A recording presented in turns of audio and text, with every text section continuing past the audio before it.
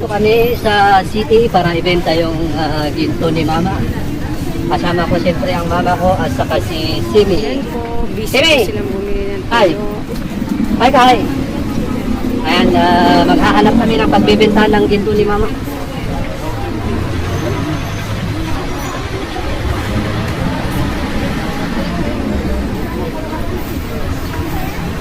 Isda.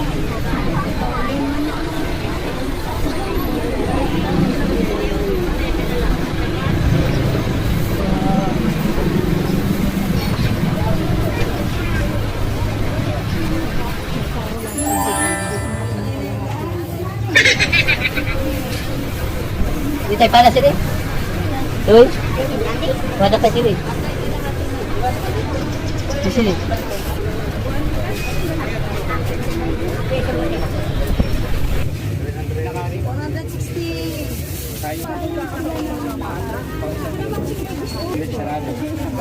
Ops, ayan, may nasagap na music itong vlog ko ngayon. So, kailangan kong i-mute dahil mahirap nang ma-CPR. Ayan, mahirap na ma-CPR. So, mag-voice over na lang ako. Ayan, nandito kami sa pagbibentahan namin ng ginto. Ayan, so kasama ko ang aking mama syempre at ang aking pamangkin na si Ayan, nahanap pa namin kung saan ko binulsa yung ginto. Ako po, nawala na yata. Nasaan na ba? Asan na? Wala na. Nahulog na yata. Ayun, at nahanap din ang aming ibibenta ginto.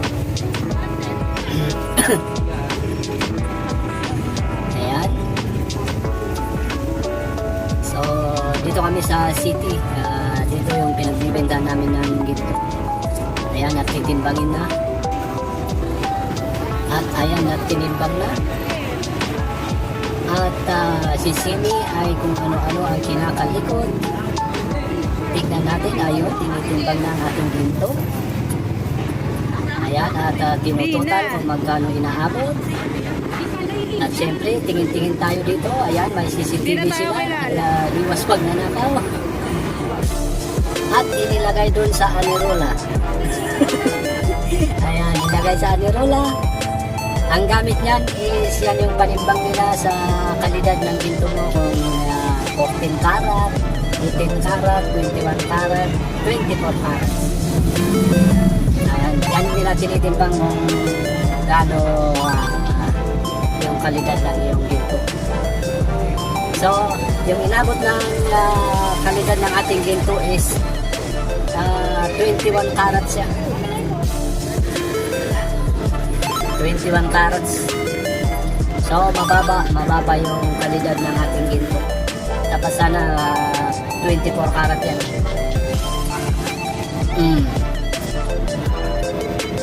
Ayan. At tinototal pa rin, tinototal kung magkano aabutin ng presyo. Ito pa ako Voice over. Ayan, nag-voice over lang ako kasi may sinagap na music itong vlog natin at mahirap na ma-CPR tayo. Ayan, mahirap na ma-CPR at baka mag-mute pa tayo ulit. Ayan, tinototal pa mga kabarangay, mga kamukha. Ayan ang CCTV. Ayan si Simi at excited nang kunin yung bayad ng aming ginto. Ayan, nagtutotal ng ating bayad. Ayan, at nag-uusap pa sila kung magkano ang presyo at nagtatawaran sila mga kamukha. Ate ko, konti na lang tip ang upload din. Ayan, maganda sana kung walang nasagap na music ito kasi talagang nagsasalita ako dito na di-discuss ko lahat. May nasagap kasi na music ito kaya masi-CPR tayo. So, kailangan kong i-mute at mag-ano na lang ako, mag-voice over. Alright, ayan, tinutal ni Mama ang ating bayad na ginto. Ayan, ang lumabas na bayad niya, 43,384. Okay.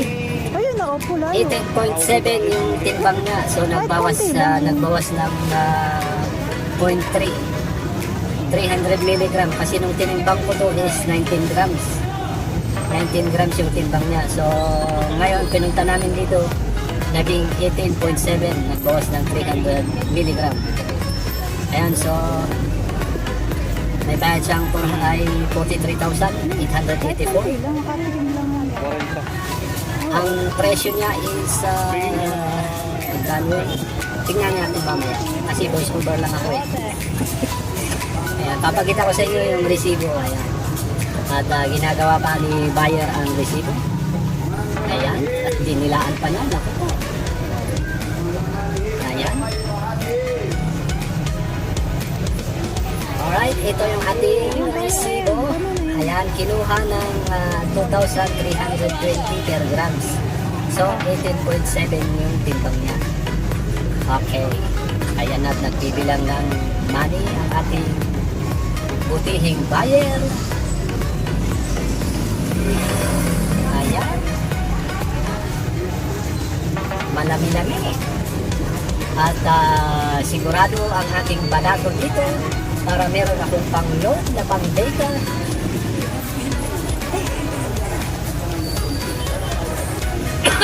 Excuse me po. Ayan, nagbibilang ulit para sigurado kung magkano. Ayan, ang daming pera. Oh. At kinulang si Mamang Bayer, kaya nanghiram dito sa kanyang kasama. Nanghiram ng 5K dahil kinulang ng kanyang budget. Ayan, at marami pang tattoo si Mamang Bayer, nakakalaki. Matagal. Ayan. At kinuha na ng aking butihing mama, ang aking ina, ang kanyang bayad ng ito. O 4, 5, 6, 7, 8, 9, 10, 11, 12, 13, 14, 15, 16, 17, 18, 19, 20, 21, 22, 23, 24, 25, 26, 27, 20, 29, 30, 31, 32, 33, 34, 35, 36, 37, 30, 39, 40, 41, 42, 43. Ayos, 43. At sabi ng aking mama parang kulang daw. So inulit ni Mamang Bayer ang pagbibilang. Ayan. At inulit niyang binilang kasi sabi ng aking mama kulang daw. So ayan, 20, tapos yung 20. At magbibilang ulit ng 20. Ayan.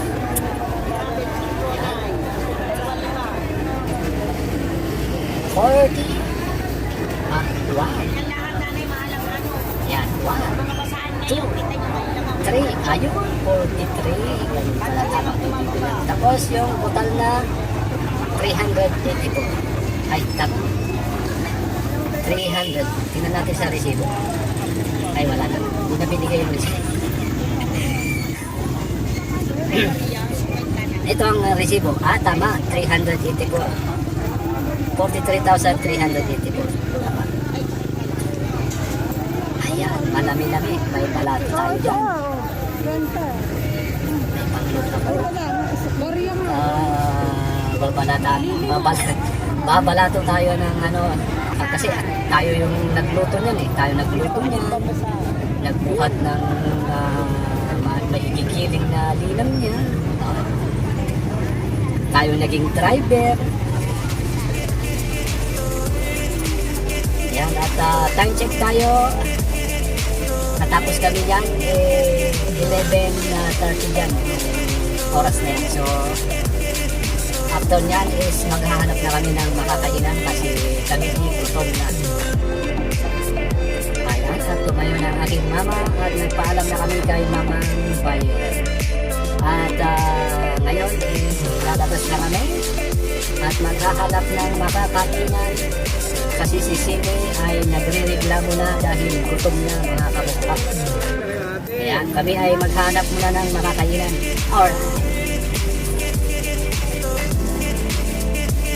Alright, so ayan, voice over pa rin tayo kasi merong music dito sa loob ng restaurant. So ito ang aming in-order. At syempre kakain muna kami kasi nung time na yan is alas 12 na.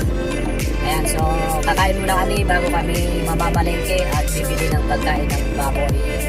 Alright, so ayan, kung nagustuhan mo itong video, baka naman pwede pa-subscribe yan at pa-like and share na rin. Ayan, so maraming salamat sa mga nanood dyan, sa mga sumusuporta kay Kenny35 Vlog. Maraming salamat at kita-kits sa susunod nating video. Maraming salamat and keep safe. Bye-bye.